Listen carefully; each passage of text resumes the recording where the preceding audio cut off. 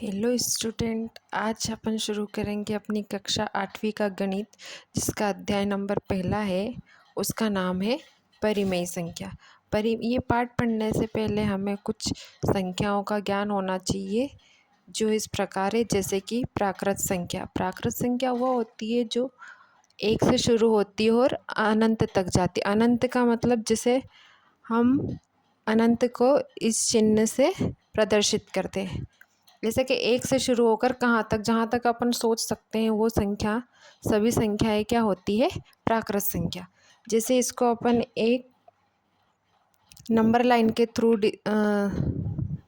बना के देखते हैं। तो यहाँ से शुरू करा अपन ने, तो कहाँ से शुरू हो रही है? ये 1 2 3 4 ऐसे चलती ही जाएगी। जितने अपने को नंबर आते हैं, मान लो 1000, 10,000, लाख, करोड़, वो सारी संख्याएं किसके अंदर आती है? प्राकृत संख्या के अंतर्गत। प्राकृत संख्या कहाँ से शुरू होती है? एक से शुरू होती है। और ये सारी संख्याएं क्या होती है? धनात्मक। जैसे कि एक भी धनात्मक संख्या है, 2 धनात्मक संख्या है, 3 धनात्मक संख्या है। ऐसे तो सारी प्राकृत संख्याएं क्या होती है? धनात्मक संख्याएं होती है। अब अगर कोई अपने से पूछे कि सबसे छोटी प्राकृत संख्या कौन सी है, तो इसमें से अपने को सबसे छोटी कौन सी दिख रही है? 1। तो अपन सबसे छोटी प्राकृत संख्या क्या लिख देंगे? 1। अब मेरे को कोई बता सकता है कि सबसे बड़ी प्राकृत संख्या क्या है? तो इसमें तो अपन डिसाइड नहीं कर पा रहे हैं। 1 के बाद में 2 हो गई, 2 के बाद में 3, ऐसे ही 4, 4 के बाद में 5, ऐसे बढ़ती जाएगी। तो क्या सबसे बड़ी प्राकृत संख्या बताना संभव है क्या? नहीं है। तो इसका उत्तर क्या हो जाएगा? असंभव। सबसे बड़ी प्राकृत संख्या बताना असंभव है।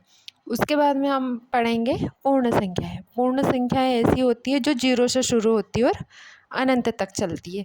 जैसे अभी अपन ने प्राकृत संख्या में पढ़ा था 1 से शुरू होती है, ऐसी पूर्ण संख्या कहाँ से शुरू होगी?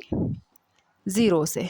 कहाँ से शुरू होगी? 0 से। तो 0 1 2 3 4 ऐसे चलती जाएगी।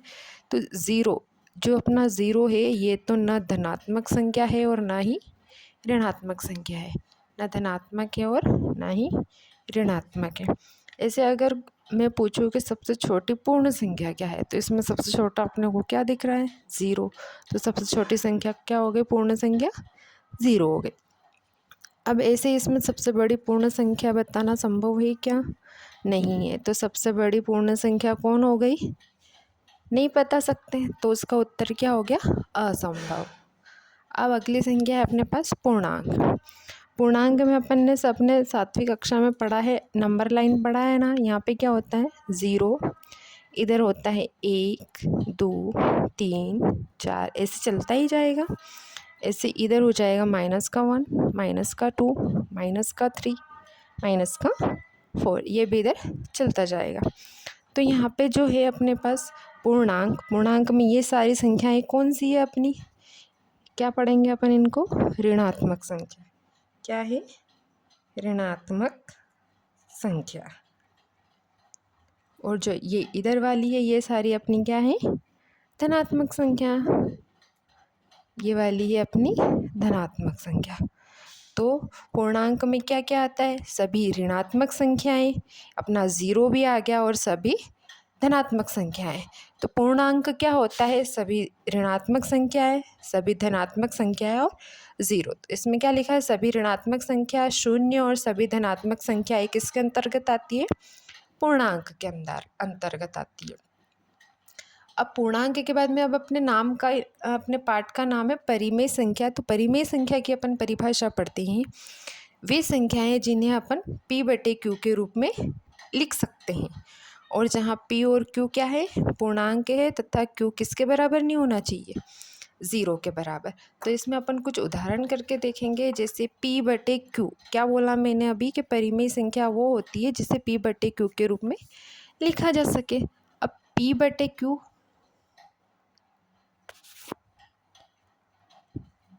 पी के मान लिया मैंने, P की जगह पे क्या रख दिया? 2, और Q की जगह पे रख दिया 3। तो अपनी परिमेय संख्या क्या हो गई? 2/3। ऐसे ही मैं बोलूँ 4/5 परिमेय संख्या है कि नहीं है? है, क्योंकि P की वैल्यू हो गई 4 और Q की वैल्यू हो गई 5।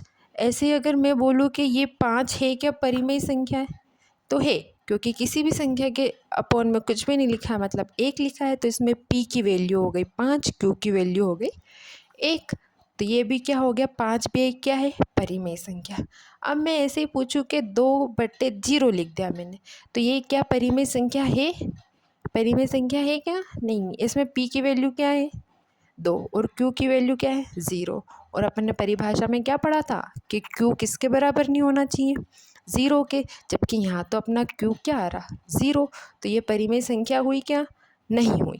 ये परिमेय संख्या है, ये भी परिमेय संख्या है, ये भी परिमेय संख्या है।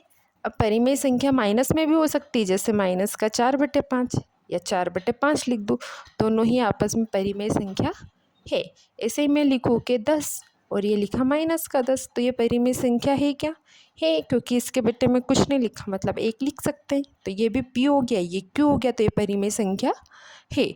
ऐसे ये भी p हो गया और इसके नीचे 1 लिख दिया, तो ये भी क्या हो गया, p/q, तो ये भी परिमेय संख्या है। परिमेय संख्या के बाद में अपन पढ़ते हैं सम संख्या। सम संख्या ऐसी संख्या जिसका इकाई का अंक 0, 2, 4, 6 या फिर 8 हो, इनमें से कोई सा भी एक अंक हुआ तो वो क्या कहलाती है, परिमेय सम संख्या। जैसे कि मैं बोलूँ, ये लिखा है मैंने 10, तो इसका इकाई का अंक क्या है, 0, तो ये सम संख्या है। ऐसे ही मैं लिख दूँ 22, तो इसका इकाई का अंक क्या है, 2, तो ये भी सम संख्या है। ऐसे ही मैं लिख दूँ 10,242, तो इसमें भी इकाई का अंक क्या है, 2, तो ये भी